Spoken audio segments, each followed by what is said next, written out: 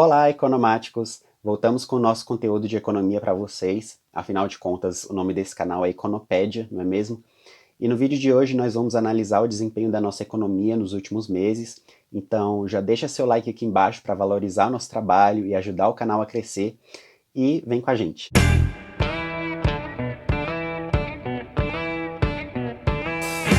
Vamos começar falando do mercado de trabalho.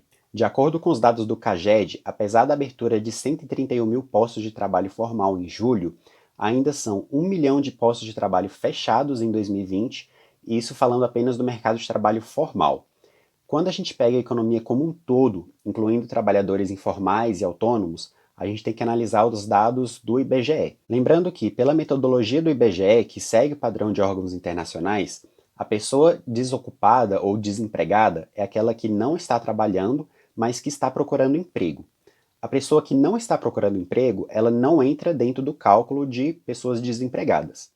De acordo com a PNAD Covid, hoje nós temos quase 13 milhões de pessoas desempregadas, ou seja, 13 milhões de pessoas que estão procurando emprego, e ao mesmo tempo nós temos 27 milhões de pessoas que não estão procurando emprego, mas que gostariam de trabalhar, ou seja, são as pessoas que não estão procurando trabalho por conta da pandemia. Quando somamos esses dois grupos, nós temos ali cerca de 40 milhões de pessoas sem emprego no Brasil. A taxa de desemprego hoje está em cerca de 14%, o que, apesar de alto, é um nível próximo do que a gente viu em outras crises, como 2015 e 2016. Porém, a gente tem que levar em conta, como eu disse antes, né, que a taxa de desemprego vai medir o total de pessoas procurando emprego em relação ao total das pessoas na força de trabalho. A taxa de desemprego não leva em conta as pessoas que não estão procurando emprego, mas gostariam de trabalhar, justamente porque essas pessoas não estão mais na força de trabalho. Mas se a gente pegar essas pessoas e incluir na força de trabalho para a gente estimar ali qual seria a taxa de desemprego caso essas pessoas estivessem procurando trabalho, a gente chegaria numa taxa de desemprego de 33%, o que esse sim é um nível extremamente alarmante. E falando agora da inflação, que é calculada pelo IPCA, que é esse índice que mede a variação dos preços da cesta de produtos que as famílias consomem entre famílias que ganham entre 1 a 40 salários mínimos. E o IPCA de julho, porque ainda não foi liberado o índice de agosto, foi de 0,36% em relação a junho. Mas o acumulado do ano de 2020 está entre 0,46%, que é uma inflação historicamente baixa para o Brasil. Lembrando que estamos vivendo um ano conturbado, 2020 a gente teve abril e maio com 2 meses que apresentaram deflação, então qualquer variação do índice para cima reflete numa variação da inflação percentual muito alta.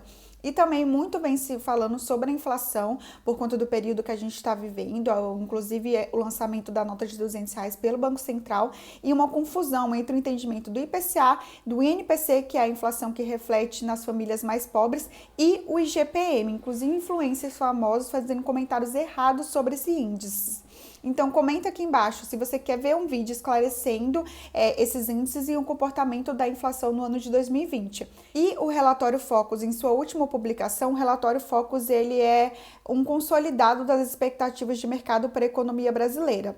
E ele é liberado pelo Banco Central. Na última publicação do relatório Focus, o mercado, enfim, espera uma inflação para o ano de 2020 de 1,77% aqui no Brasil, que também é uma inflação historicamente baixa. E não é porque a inflação está no nível historicamente baixo que não há inflação. E também não é porque a inflação, de novo, está baixa que os preços vão diminuir. Justamente porque a inflação ela é um acumulado dos preços, da variação dos preços ao longo dos anos. Então, se em períodos como 2015 e 2016 a gente conviveu com uma inflação ali de 10,7% e 6,3% respectivamente, que são variações realmente altas, a gente está convivendo com esse aumento de preço acumulado nos dias de hoje. Então, não é porque a inflação está baixa que você vai chegar no mercado e as coisas simplesmente vão estar mais baratas, vão ter diminuído os preços. Até porque a inflação ela é calculada baseada em uma cesta de bens e serviços e não em um único produto ou uma única classe de produtos e serviços. Os preços vão continuar subindo sim, só que em um ritmo mais lento.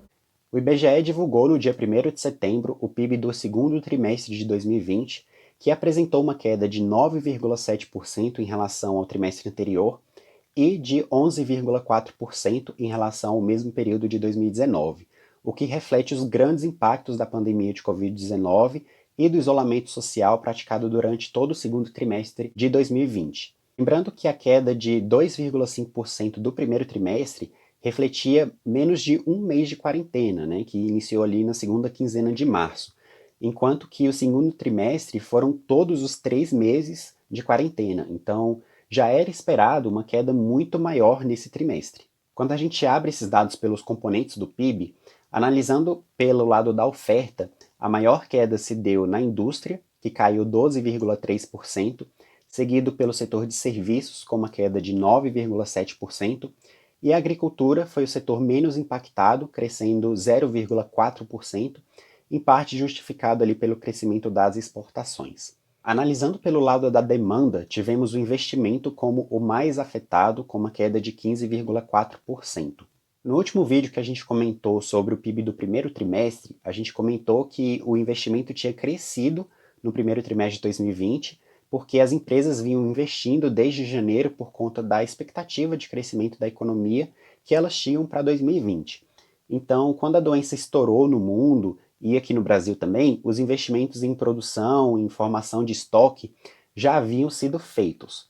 Como o cenário mudou drasticamente nesse meio tempo, esse reflexo acabou vindo agora no resultado do segundo trimestre, com essa queda brusca aí no investimento. Já na parte do consumo, o consumo das famílias caiu 12,5% e o consumo do governo caiu 8,8%. Seguindo a queda no investimento e no consumo interno, a importação caiu 13,2%, enquanto que a exportação aumentou 1,8%, o que deixou a gente com uma balança comercial positiva em cerca de 4 bilhões de reais. Lembrando que, se você ainda não sabe como que o PIB é calculado, o que são essas identidades, todos esses componentes, a gente já tem um vídeo aqui no canal explicando direitinho, passo a passo, como o PIB é calculado de uma maneira super didática para vocês. Vou deixar ele aqui em cima para você assistir. E o desempenho do mercado financeiro, como que tá? Após o Ibovespa, que é o nosso principal índice da Bolsa de Valores, eu vou deixar um vídeo aqui em cima onde eu explico como que é calculado esse índice desabar no mês de março, que foi quando a crise estourou aqui no Brasil. O Ibovespa chegou a acumular uma queda de quase 50% ali entre a máxima de janeiro e a mínima de março. E a gente está vendo esse índice voltar a subir e permanecer em alta desde então, tendo recuperado quase toda a perda de um período ali muito curto de tempo. De abril até o fechamento do último dia que a gente está gravando esse vídeo, que foi 4 de setembro, o Ibovespa já acumulava uma alta de 49%. E muitas pessoas podem estranhar o comportamento da bolsa subir em meio a uma crise, mas a gente tem que lembrar que a Bolsa de Valores não reflete 100% o andamento da economia e nem o presente, ela sempre está precificando o futuro. E essa alta do Ibovespa pode ser explicada tanto pela entrada de 1.300.000 pessoas físicas na Bolsa de Valores só no ano de 2020 e em boa parte pela redução também da Selic, que fez as pessoas procurarem por investimentos mais arriscados com uma rentabilidade maior, como os ativos que estão presentes na Bolsa de Valores. E também, em grande parte, pela redução que a gente teve na Selic e as expectativas da retomada e da recuperação da economia e também da especulação que vem sendo gerada em torno dos ativos da Bolsa de Valores. E o número de casos de Covid-19 no contexto atual e possíveis vacinas e começo da imunização da população é, assim, algo ainda bem concreto.